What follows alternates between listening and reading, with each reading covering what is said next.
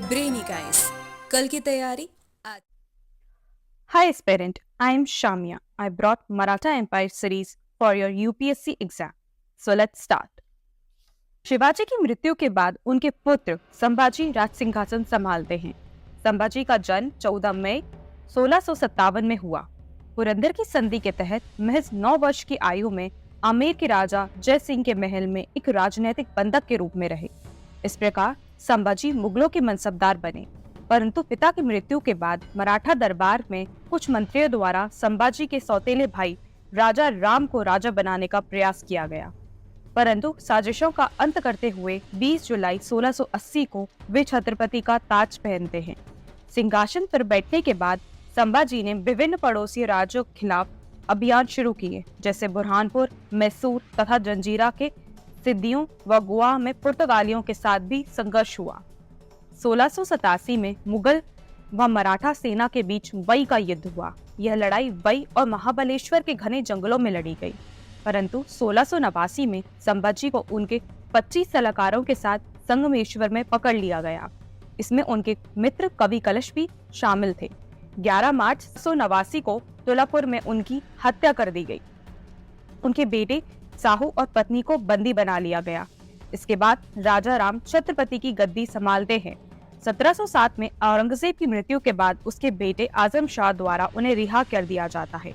अब शुरू होता है मराठों के बीच सिंहासन का संघर्ष। उस समय ताराबाई, जो राजा राम की विधवा थी, अपने बेटे शिवाजी के नाम पर मराठा साम्राज्य को शासन कर रही थी। शाहू और ताराबाई के बीच खेड़ा का युद्ध हुआ। साहू बालाजी विश्वनाथ की मदद से जीत जाते हैं और 1707 में मराठा बागडोर संभालते हैं और एक नई पोस्ट का इजाद करते हैं, जिसे पेशवा का नाम से जाना जाता है। पहले पेशवा बालाजी विश्वनाथ बनते हैं। वे एक उत्कृष्ट राजनेता और सक्षम नेता थे।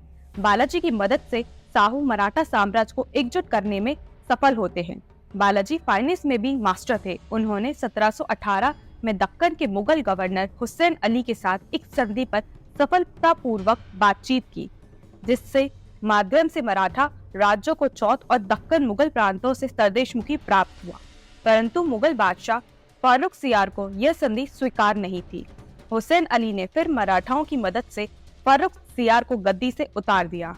मुगल दरबार में बढ़ते दबदबे के साथ बालाजी अब साहू की मां, पत्नी, सौतेले भाई को मुगल कैद से मुक्त कराने में सक्षम थे। बालाजी ने मराठा सरदारों को खुश करने के लिए जागीरदारी व्यवस्था शुरू की। उन्होंने राज्य के कई वित्तीय सुधार भी किए। इसके अलावा पेशवा की उपाधि को वंशानुगत बनाया। 12 अप्रैल 1720 को उनकी मृत्यु हो गई। बालाजी विश्वनाथ के बाद उनके पुत्र बाजीराव पेशवा बनते हैं।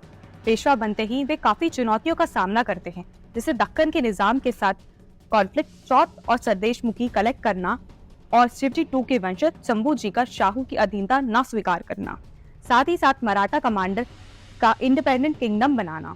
But he tackle all the problem successfully. Asaf जहां निजाम उल मुल्क यह कहकर उन्हें नहीं पता कि शाहू या उनके चचेरे भाई कोल्हापुर के संभाजी मराठा सिंहासन के असली उत्तराधिकारी हैं, कहकर मराठा में फूट डालना चाहते हैं। बट 7 मार्च 1728 में पेशवा ने निजाम को पालखेड़ में हरा के मुंशी शिवगांव की संधि स्वीकार करवाई और चौथ और सरदेशमुखी देने को बाध्य किया। Military conquest of the Bajirao I।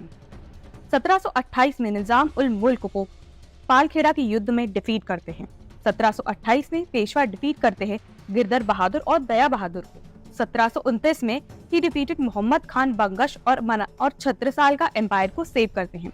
1730 में गुजरात के मुगल कमांडर सरबुलंद खान पर अटैक करते हैं और सरदेशमुखी तल्ख करने का हक ले लेते हैं। 1733 में जंजीरा के सिद्दियों पर अटैक करते हैं। 1739 में ही अटैक्ड ऑन दिल्ली।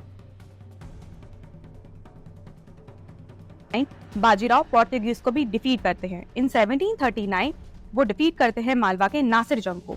साथ ही साथ मराठा कॉन्फेडरेसी स्टार्ट करते हैं, जिसमें कुछ मराठा परिवार को कुछ लैंड दे दिया जाता है टू रूल, जैसे गायकवाड़ को बड़ौदा, भोसले को नागपुर, होलकर को इंदौर, सिंधिया को ग्वालियर और पेशवा को पुणे।